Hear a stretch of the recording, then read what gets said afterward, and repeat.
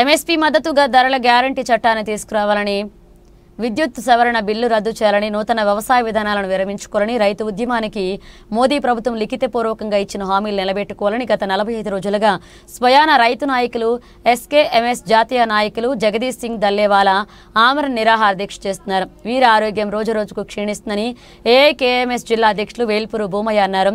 వీరికి ఏమాత్రం ముప్పు జరిగినా అది కేంద్ర ప్రభుత్వం బాధ్యత వహించాల్సి వస్తుందన్నారు. 8/1/2025 దల్లేవాలా నిరాహార దీక్షకు మద్దతుగా మోదీ ప్రభుత్వానికి నిరసనగా అఖిల భారత రైతు కూలీ సంఘం ఏఐకేఎంఎస్ జాతీయ కమిటీ పిలుపులో భాగంగా జిల్లా కేంద్రంలో ధర్నా చౌక్లో కేంద్ర ప్రభుత్వ దిష్టిబొమ్మ దగ్నం చేయడమైంది. కేంద్ర ప్రభుత్వాన్ని డిమాండ్ చేస్తున్నాం.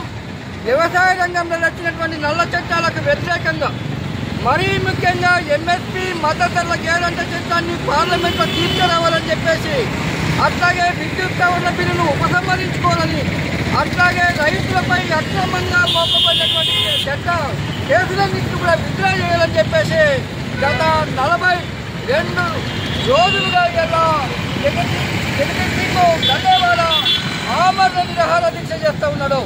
ఆయన ఆరోగ్యము రోజు రోజుకు క్షీణిస్తుంది. 43వ రోజు అవుతుంది ఈ రోజుకు.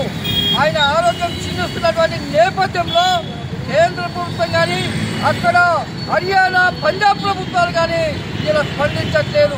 ఇప్పటికైనా స్పందించండి. ఆయన చావు బతుకులో కొట్టుమిట్టాడుతున్నాడు. ప్రధానంగా వ్యవసాయ రంగాన్ని కాపాడుకుందాం, రైతాంగాన్ని రక్షించుకుందామని ఉద్యమమైన ఇలా ఆయన చేపట్టిండు. అందుకని ఇప్పటికైనా మీరేదైతే ఎంఎస్పీ మద్దతు ధరల గ్యారంటీ చట్టాన్ని పార్లమెంట్లో తీసుకువచ్చి విద్యుత్ సవరణ బిల్లును ఉపసంహరించుకోవాలని చెప్పేసి ఎస్కేఎం తరఫున, సంయుక్త కిసాన్ మోర్చా తరఫున ఇలా ఈ ప్రభుత్వాన్ని డిమాండ్ చేస్తున్నాం. ఆయనకు రక్షణగా ఉండాలని చెప్పేసి ఆయనకు మద్దతు తెలుపుతున్నాం. ఇలా అఖిల భారత రైతు కూలీ సంఘం తరఫున, ఎస్కేఎం తరఫున ఇప్పటికైనా ప్రభుత్వం దిగి రావాలా, ఆయనతో చర్చ జరపాలా.